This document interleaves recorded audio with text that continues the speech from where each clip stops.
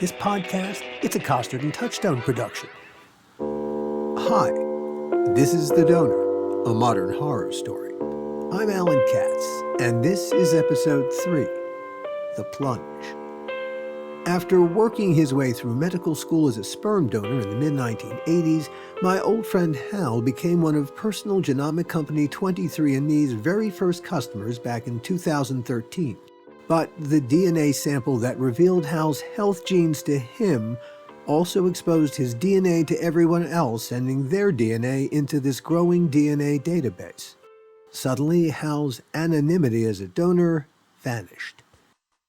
He realized, as the first of his donor kids contacted him, that whatever surprise he felt was nothing compared to what most of them felt, because they had no idea that they were the product of a sperm donation. None of them expected to find siblings or a parent, and none of them knew that they were part of a long-held secret. First Miles, then Sonny, signed on to 23andMe and found Hal. Because of the secret, Sonny quickly abandoned the website. Miles, however, remained, though in time, his relationship with Hal dimmed, in part because of the secret's impact on his family. But Miles did warn Hal about another donor kid who was on 23andMe and looking for Hal. Beka. And as Hal was going to learn, just knowing Beka was going to be a roller coaster ride to hell. What did Miles tell you about Beka? Nothing aside from the fact that she would be contacting me in the near future. You know, it wasn't like I was getting onto the website every day to see if someone else had joined or whatever. The first two, showed up months apart. You know, if I had been looking at this website every day, I'd be really disappointed. There just wasn't anything to really look at. So I never really actively kept checking the website. There was no reason for me. I'm busy, I'm working, I've got things to do. I don't really have time to be checking this. So when Miles said his daughter's going to be reaching out to you, I thought, okay, I'll just wait until I get that message. There was some anticipation and trepidation because this was an exciting thing that was happening with these kids reaching out to me.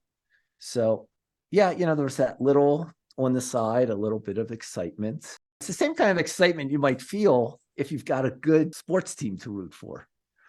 There was no great anticipation, let's just say. And then sure enough, a few days or a week, whatever it was, after Miles had told me that she'd be reaching out, she reached out. What form did that take? It was a letter through 23andMe. You have a message. And I must say right off the bat, it was a beautiful letter. One of the best letters that I've ever received. And I love writing. As people who know me will tell you, I write really good letters, touching letters, the kind of letters that make your heart feel like they're heartfelt letters. So when I think we've gotten a little bit of a taste of that in the previous episodes. So, when I got her letter, my first thought was, she writes like I do, or at least she aims to capture her audience as I do. It was a much more personal kind of thing than the interaction I had with Miles. Hi, Hal. Never in my life did I ever imagine I'd be writing an email that would begin this way, but here we go. I'm your daughter. How's it going? I've already reached out to Miles, who I understand got in touch with you last year. Your heart must have stopped when you heard from him. I imagine hearing from me is still shocking, but maybe not as much of a surprise. Unlike Miles, ever since I got my 23andMe results a few days ago, I've been trying to decide whether to reach out to you and what even to say. You see, unlike Miles, I didn't find out about you from 23andMe. My dad sat me down in January and told me that he's not my biological father. I actually signed up for 23andMe hoping I'd find you, and I'm glad I did. I did a little cursory Facebook stalking, sorry. and saw the article you wrote for your local newspaper about the real problems facing America. You seemed really reasonable and smart in that letter, and gave me the confidence to reach out to you. As I write this, with tears in my eyes, the main thing I want to say to you is thank you. You gave a beautiful gift to my parents, who desperately wanted a child, but couldn't conventionally have one of their own. You've given me the gift of life, a life that I absolutely love and feel lucky to have. And above all else, I just feel an enormous sense of gratitude. I'm fortunate to have a father who's healthy, knock on wood, and who loves me very much. And I'm financially independent.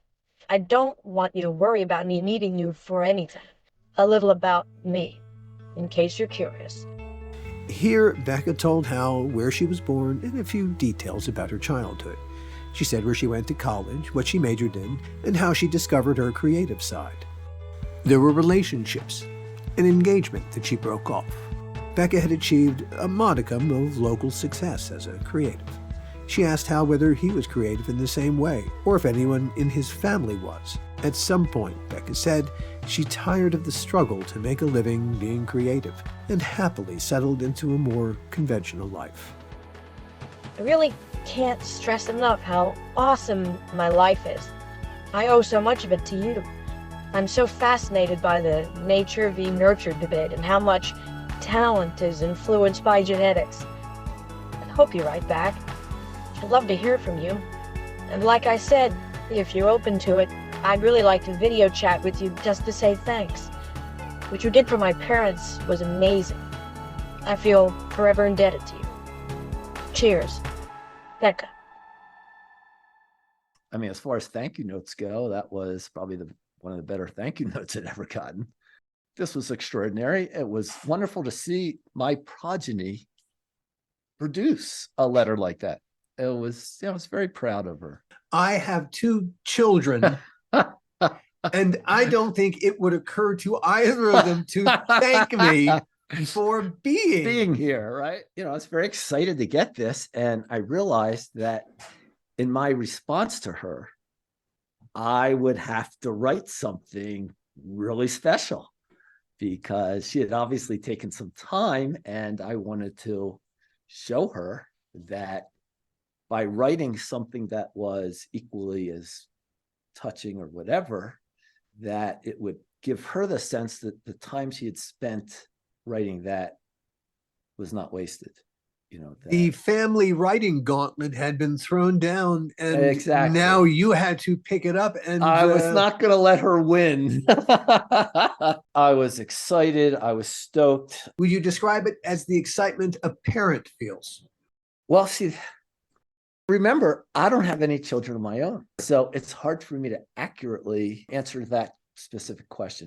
I'll simply tell you it was as exciting a moment as anything I had had in years, like decades.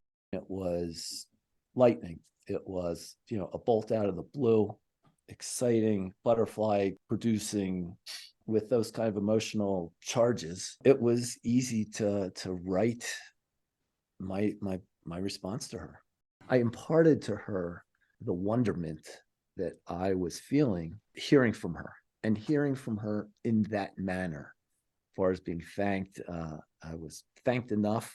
I was excited that she was loving her life, that things were working out for her. And then, I answered those few questions, that she had. Like about creativity. Your dad painted. He was a painter as well. So there are some artistic genes in the family. In my story to her, I would cut away for little vignettes of, kind of humorous health-related issues, so to speak, to bring her up to date on that. Instead of putting it all in one pile, I would interrupt the story in some humorous way. I tried to keep the letter light and airy, but at the same time, I was sure to put in some very emotional thoughts and feelings in there. Now, here's the thing. Hal doesn't have that letter. In the aftermath of what happened, a lot of their communication back and forth got destroyed or erased. What Hal remembers communicating, though, is this. During our course of life, we're lucky when we have magical moments. When we have those magical moments, we remember them our entire lives because they're special and they don't happen that often. Receiving this letter from her was one of those wonderful, magical moments. Now, remember, this was 7 years ago, pre-pandemic, the early years of the personal genomics business. It was much more unusual and much harder for donor kids to find their donor dads. Back then, it was rare, very rare for people to find their donor, fathers or mothers. So I tried to impart to her the very specialness of this moment. My arms were open. Whatever she wanted to make of this relationship, it's fine.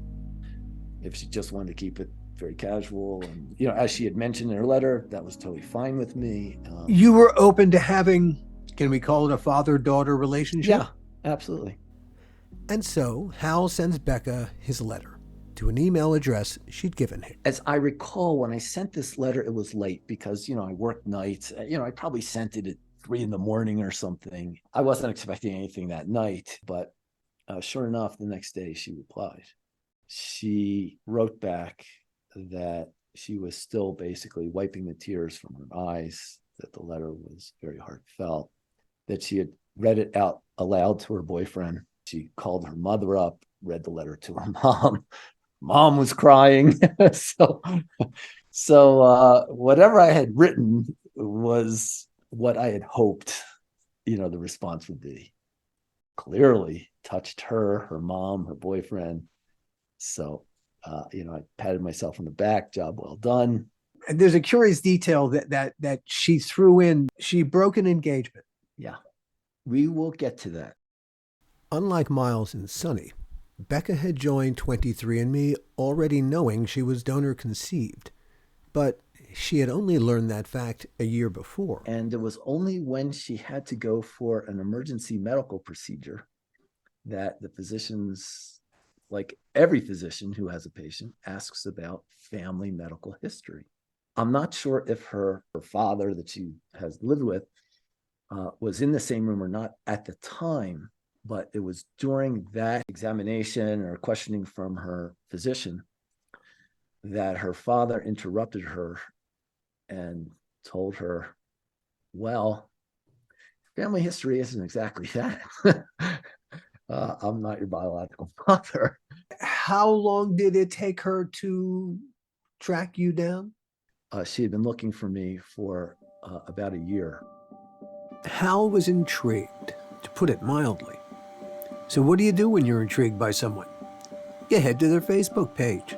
Whereas Miles's spare, uneventful page had few pictures of Miles, it didn't say that much about him. Beka's page said lots about her.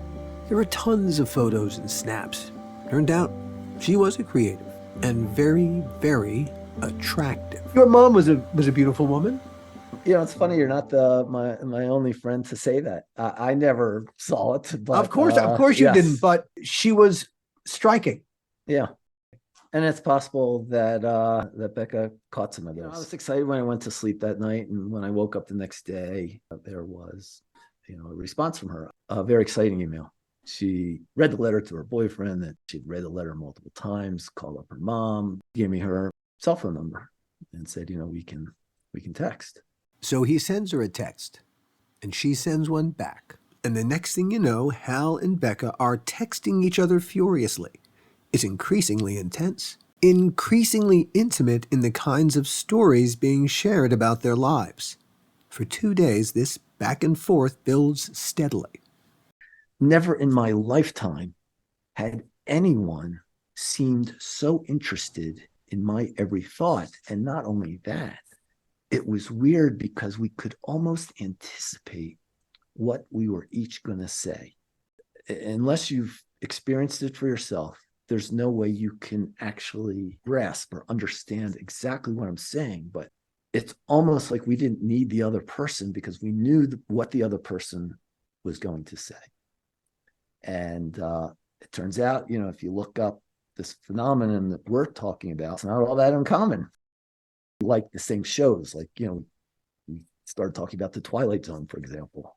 And, here's a young woman that's not her generation show. We had the same politics, obviously, enjoyed the same types of music, it seemed.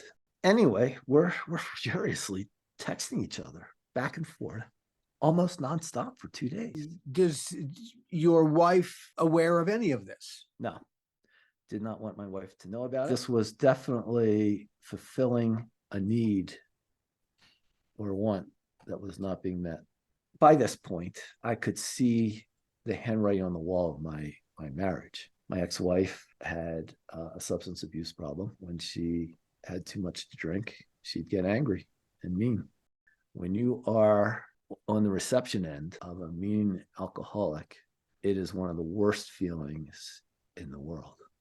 There's no escaping it. You're stuck with it, that there's no easy escape, and that if the person is in denial, that it's going to be a long war.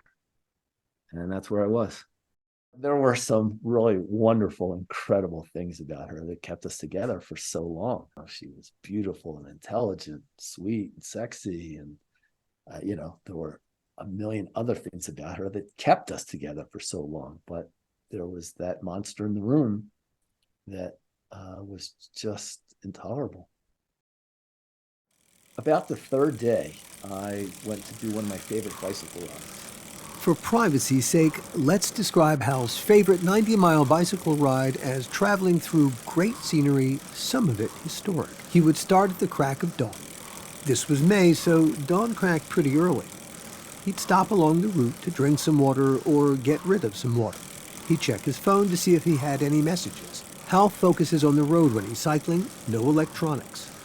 Usually he'd reach his midway point, a town with some history to it, by 10:30 a.m., where he'd have lunch before heading home via a slightly different route.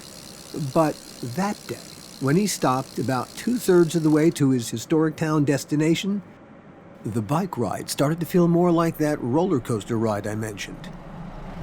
I get off my bike and I run behind some bushes. And I hate to describe the visual, but the visual is with one hand, I have the phone in my hand, listening to her last voice message, and I'm peeing with the other hand. And she's crying in her message. And she's upset because I seem like such a cool guy. I ski, I bicycle ride, and her father never encouraged her to do these kinds of things. She felt like she had missed out by not having me in her life. And she was actually crying, weeping on the other end of this message. Because I wanted to get to where I was going, and I just said, listen to your message. I'm flattered. Thank you very, very much. I ended it by saying, look, I'm very attracted to you too, and there's plenty of time. And got back on my bike. You said, I'm attracted to you too. Yeah. What was the context for I'm attracted to you too? I thought that she had all of these wonderful things about her. She had educated herself, had this wonderful talent that had gotten her through school. She was able to pay off her school, that she had this wonderful personality, that we had all these things in common. To this point in time, we haven't had a single word about physical attraction at all, zero. So I didn't feel like I was following up on anything. I didn't feel like I was, amplifying anything. It was just the word that came into my head before I got on the bicycle, because I had a lot of miles to go. Unfortunately for Hal, attracted was one of the biggest words on Beka's radar. It was at that point that everything changed. Beka's whole tone was different. Hal, on your last message, you used the word attracted. When a girl hears someone is attracted to them, they might think that means sexually attracted. Is that what you meant? I am not attracted to you in that way. What was your reaction to her reaction? I was horrified. Honestly, I'm not even sure I remembered using that word. While I was riding from point A to point B, it's not like I'm thinking, well, should I use that word or not? It was only when she brought it to my attention that I actually realized I had used that word. I totally understood where she was coming from. Honest to God, I hadn't thought about that. I hadn't thought about, some sort of romantic or sexual relationship with this girl at all until she brought it up. As most people in the dating world know, you can have text message relationships with somebody, but until you meet them, you really have no idea who they are, what you want to do, And I thought to myself, she's been lied to all her life about me. If nothing else, I want to be perfectly honest with her. I don't want her to think that I lied to her like her dad, kept a secret. That I wanted to be honest. That was really what I thought about. And so when I thought about, am I attracted to you like that? The answer was, I don't really know. I haven't really thought about it one way or another. Instead of closing the door definitively, you said, well, I don't know the answer to the question. Does it strike you that she's asking a question to which, okay, you want to be honest, but your relationship, in theory, is father-daughter? Yeah. Yes, but I didn't want her to think of herself as being unattractive. You know what I mean? Like, I didn't want to insult her as well. I was thinking, well, if I say I'm totally not attracted to you. All right, where was that coming from? You didn't want her to feel unattractive as a woman, because all these thoughts are all wrapped up rapidly going through my head. I'm thinking of the millions of Facebook selfies that she clearly has a certain feeling about her own beauty. And I don't want to step on that. Like I said, retrospectively, it's really easy. I should have just said no. I admit that. But Hal chose honesty. He sent Beka his honest reply to her question. Curiosity consuming him, Hal stopped a few miles into his return journey. As Hal hoped or feared, there was a voice message. It really makes me feel uncomfortable. I think I don't want to go on with this relationship. Maybe this is the place where I get off. Hal was crushed. Oh, it was heartbreaking. It was really, really heartbreaking. Could you see where she was coming from? Oh, totally. Totally. Yeah, I'm her father. She's my biological daughter. Could totally understand. He gets back on his bike and pedals for home. But the conversation via voice messages and texts continues. Like, she'd leave a response. I would get off my bicycle to respond to her response.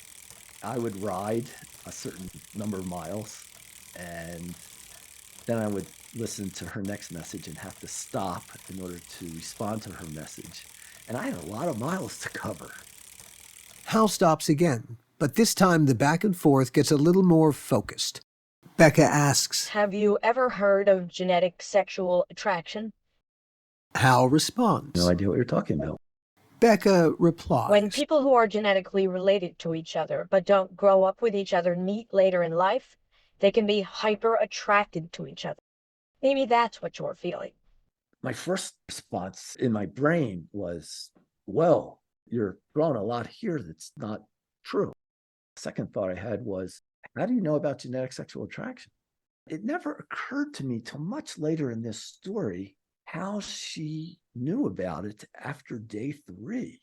I asked her, I said, how did you know about this? And she said, before I reached out to you, doing research on this whole topic of donors and whatnot, and I wanted to be prepared as I could.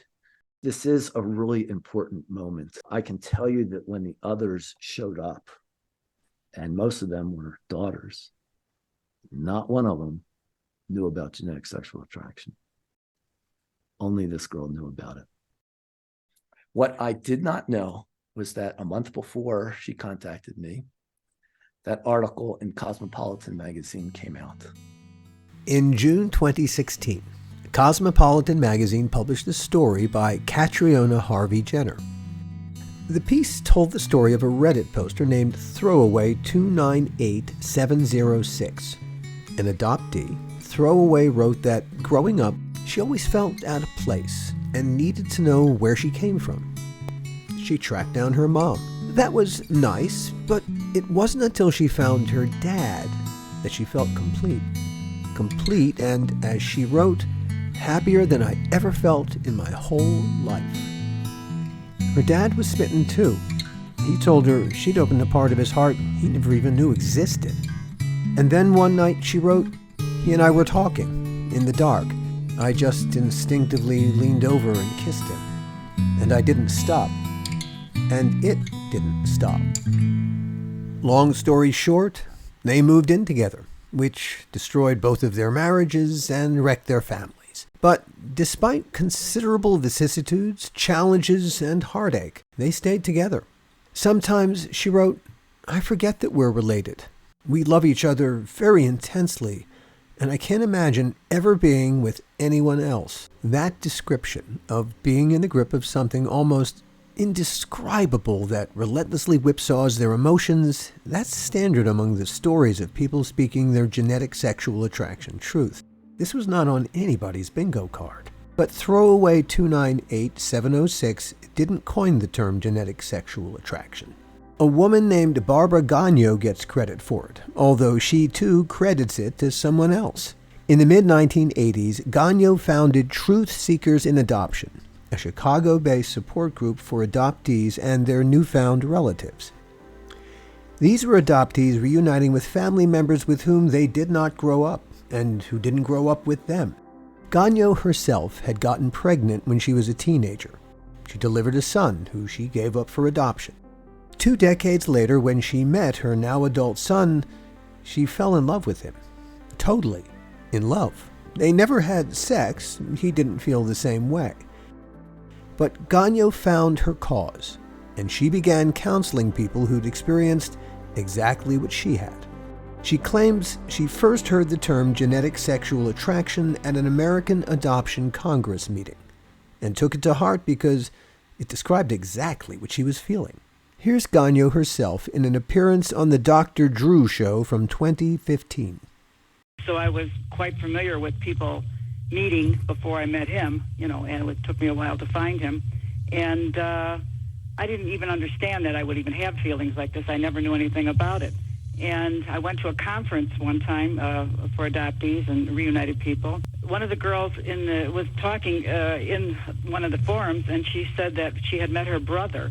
And she said, I can't get over how I feel about my brother. She says, I want to hop on a motorcycle behind him. And she says, I'm actually attracted to him. She says, I don't know, it's like a genetic sexual attraction. That's where the term came from, even though I'm always credited with starting it, I didn't. As I got to know my son, I found myself having these feelings for him. Then I thought, why am I feeling that way about him? He's my son. But he was never allowed to be my son. He was somebody else's son, and he looked exactly like his birth father, and it was very confusing feelings for me. In the United Kingdom, according to The Guardian, some adoption agencies estimate that elements of genetic sexual attraction occur in 50% of adoption reunions. Whatever GSA is, it's not uncommon. Most of what we know and the little bit of research that's been conducted into GSA comes from the adoption community. They really do have a surprising amount of experience with it. Interestingly, Dr. Morris Greenberg, then a consultant psychiatrist, head of student counseling services at University College London, and former advisor to the Post-Adoption Center, initiated his research into GSA a total skeptic. He considered GSA incest with a nice name. But then his attitude U-turned completely. With incest, there's almost always a minor involved. Here there wasn't. These were all adults who were uniformly surprised at falling in love. GSA, Greenberg concluded, is a largely normal response to an extremely unusual situation. It's not incest exactly, more like incest adjacent. How is this happening? Shouldn't the fact of their being blood-related trigger revulsion at the thought of being intimate? How is this happening? The stone-cold truth is, no one, science included, understands the complexity of the human heart, or why we love who we love or feel what we feel. But most of us don't fall in love with people we're genetically related to. One possible explanation is the Westermarck effect, an idea put forward by Finnish social anthropologist Edward Westermarck in 1891. Westermarck theorized that genetically related children growing up in close proximity to each other are not sexually attracted to each other as adults because, in growing up together, they negatively imprint for sexual attraction to each other. Overfamiliarity and boredom, Westermarck reasoned, automatically cause siblings and other close relatives raised together to avoid sexual contact. There's a growing body of evidence that Westermarck was onto something. In studies done in Israel, kibbutzniks raised together from childhood, who showered together, slept, and ran around naked together, who even experimented sexually with each other pre-adolescence, suddenly resisted each other completely post-adolescence. Not a single one of them married another, or even had sex with each other. At the same time, American anthropologist Arthur Wolf produced research he'd done in Taiwan about simpoa, minor form, a practice where brides are sent as children to grow up in the home of their future husbands, also children.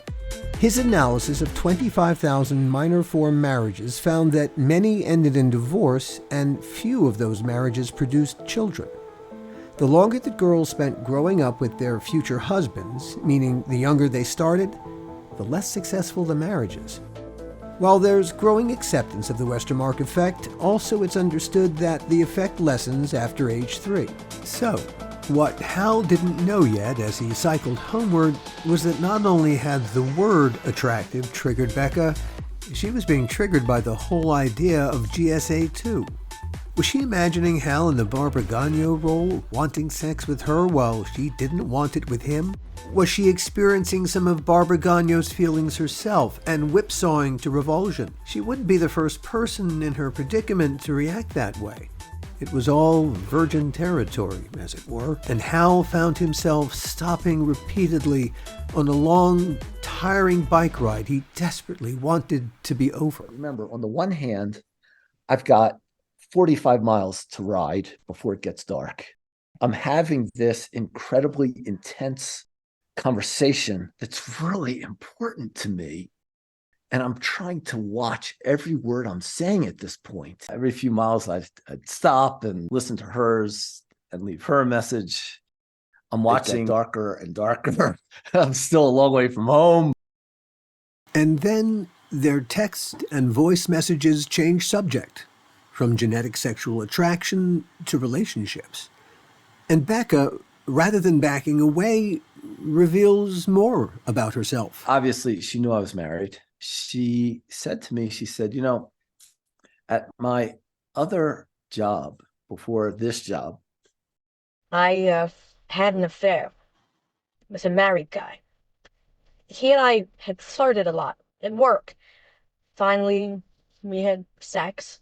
And after that, he never really wanted to talk to me again. And that really upset me. and she said something which, of all the things we talked about, it's one of the few lines that it just struck me so oddly that I always remembered it. She said, I fixed it so that he can never contact me again. I had never heard someone who had been, rejected in a relationship use that kind of terminology before. I've heard people say, he hurt me, or my heart was broken, those kinds of things. But I had never heard someone react to a rejection like that in a way like that. I fixed it so that he could not contact me again. Still, the back and forth continued.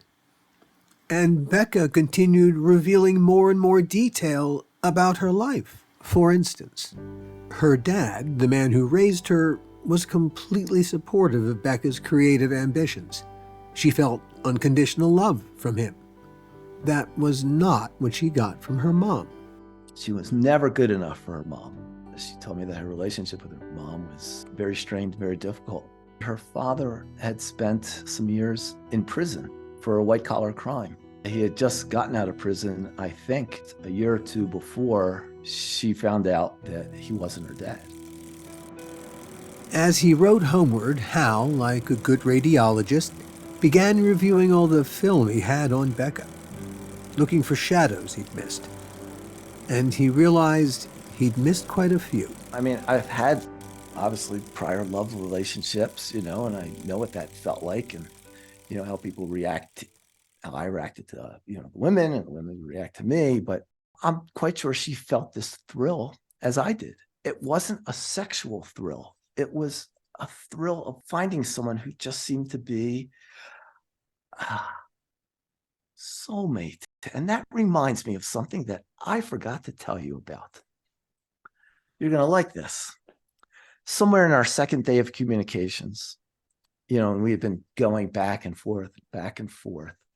I said to her, there's a word that comes to mind that describes the way I kind of feel our relationship is about. And I don't want to say that word aloud because I don't want to scare you away.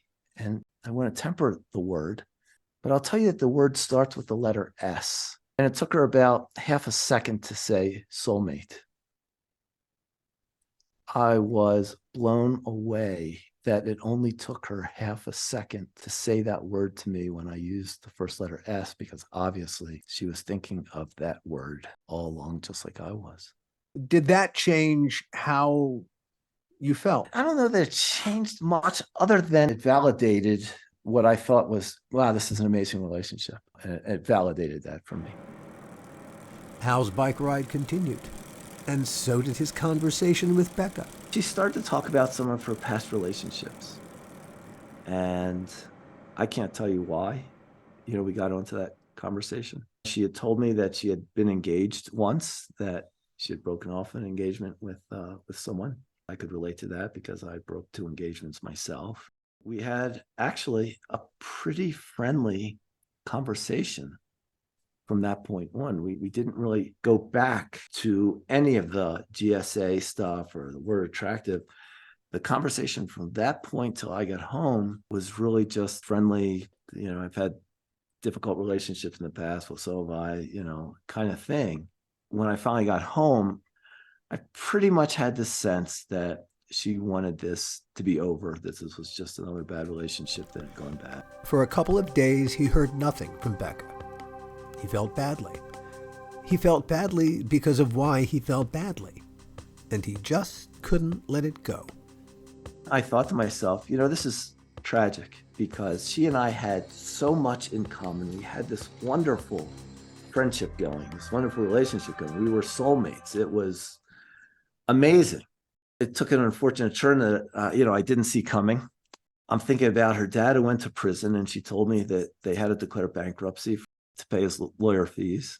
His career ended, and she had nothing to look forward to. In fact, she had told me she was in debt by about $3,000. This girl has this job that's, it's probably paying okay, but it's not making her dreams come true. But it turns out Hal can make her dreams come true. When my father passed away, he left a reasonable estate. It wasn't, you're going to retire, you're done working kind of estate, but it was a wonderful supplemental to whatever your life might be. And for some people, it would be really significant. A lot of the estate consisted of real estate holdings. Real estate gives you wealth in 2 ways. People pay you rent, and with that rent money, you pay down the mortgage of whatever property you're renting, and you have your expenses, and whatever's left over is distribution. So you get enriched by the distribution, but because you're paying down the mortgage, you're getting equity into that. The value of that property is going up. So when you sell that property, you're going to make money on the equity side of it. There's equity and distribution. When my father passed away, he left me and my brothers only the distribution part of it, not the equity part. It's a little bit complicated. He didn't want our wives to get any part of what he had worked so hard for. He wanted the next generation to get it.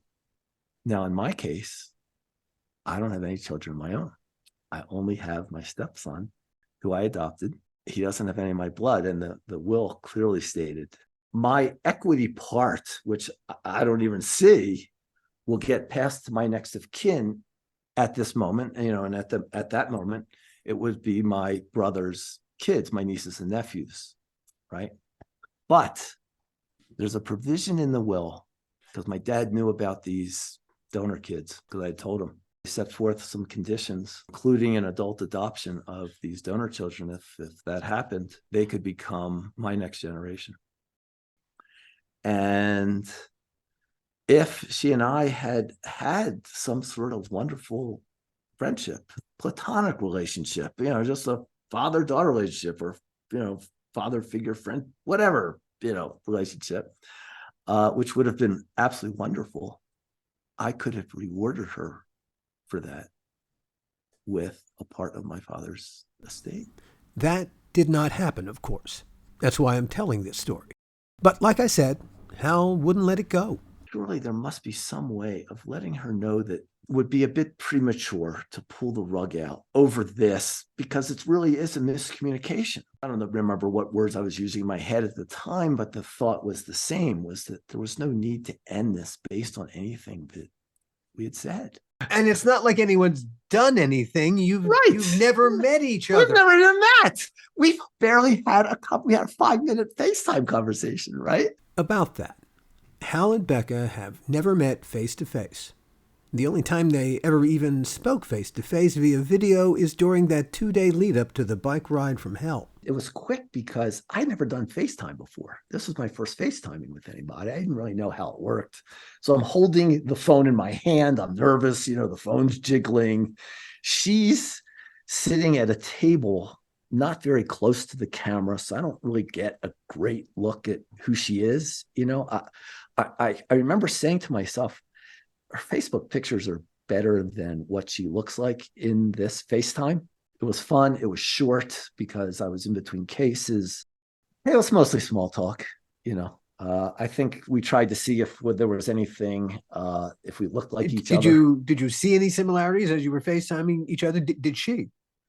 I just don't remember.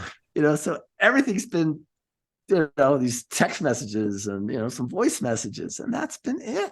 Maybe I should tell her that there is a pot of gold at the end of this, and let's just give it one more try. And now that I'm aware of where you are, we'll dovetail our relationship to make sure that lines don't get crossed and there's no miscommunication. This is what I'm thinking would be a much better ending than what we're looking at right now. It's not like I have this sexual attraction for her. I hadn't thought of that, but now that we've talked about it a little bit, I know to steer clear from that. Next time she asks, I'll say, no, this could have a happy ending. I sent her a message. I said, you don't know this other story, but I would love to have a phone conversation with you. I think she thought about it for a couple of days, and she messaged me back, and she said, here's my phone number. Feel free to give me a call. And this was the only phone conversation we ever had. A quick note for those of you who are paying especially close attention to all the details. The first number Beka gave Hal, the one she used during the bike ride, was her business cell. This was the first time Beka gave Hal her personal cell phone number. Hal calls Beka and feels there's still a wall between them. I think she had a lot of anger and disappointment in her thoughts. At least that's kind of what I felt.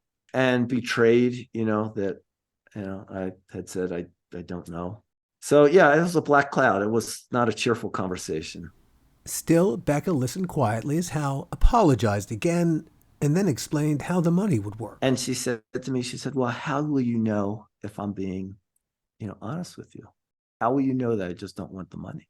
And I said, when two people know each other for a lot of years, generally all the shit bubbles up to the surface.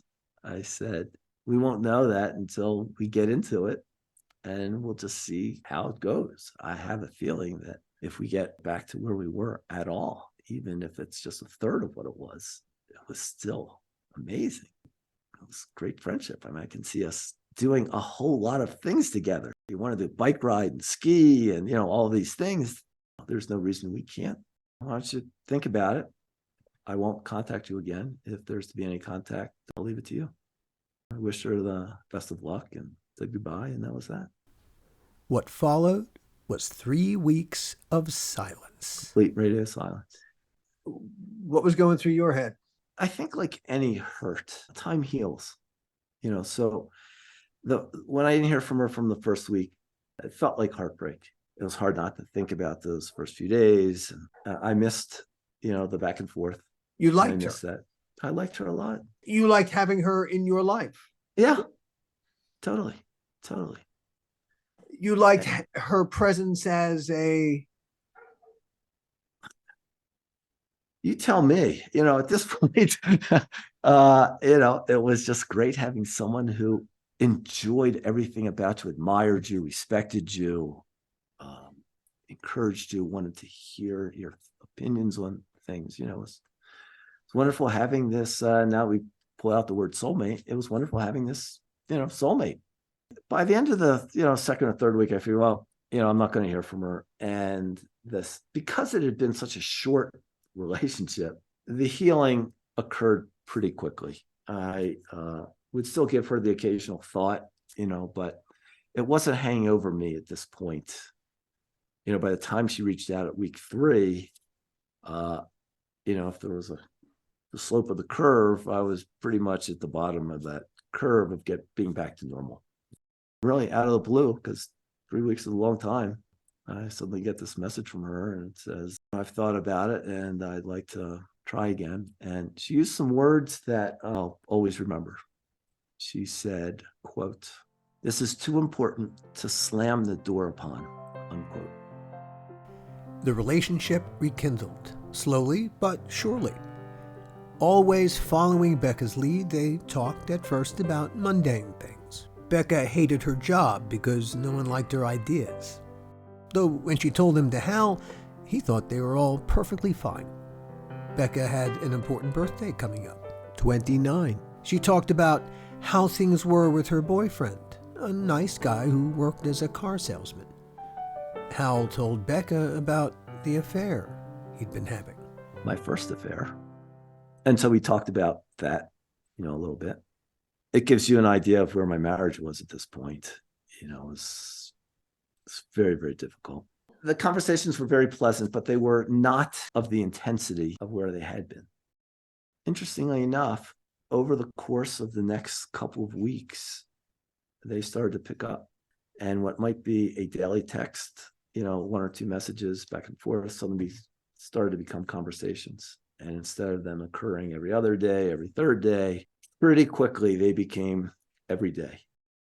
And then I said to her, I said, why don't we meet? She had expressed some interest about meeting my mom, and she had also told me that her mom wanted to meet me. I said, well, I'll tell you what, next time I visit my mom, I'll get a hotel room for you, not too far away, and we can all meet. At first, she said, okay. But she goes, I'm still a little leery.